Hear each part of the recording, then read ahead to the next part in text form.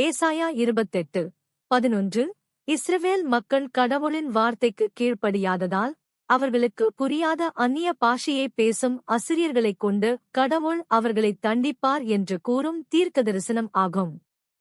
இது ஒரு தண்டனை எச்சரிக்கை மற்றும் அசிரியரின் ஆக்கிரமிப்பை குறிக்கிறது. விளக்கம்: பரியாச உதடுகள் அந்நிய பாஷை.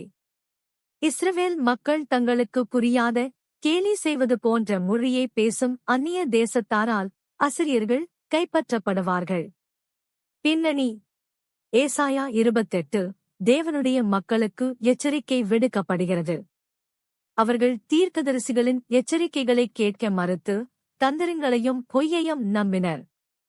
பொருள்: தேவன் தங்களுக்கு புரியும் மொழியில் பேசியபோது கீழ்ப்படியாததால் புரியாத மொழியை பேசும் அந்நியர்களின் மூலம் தண்டனை வரும் என்று கூறப்படுகிறது. இந்த வசனம் கடவுளின் பொறுமையின் எல்லை மற்றும் கீழ்ப்படியாமையின் விளைவே அந்நிய பாஷையை பேசும் அந்நியர்களின் ஆதிக்கத்தின் மூலம் வெளிப்படுத்துகிறது.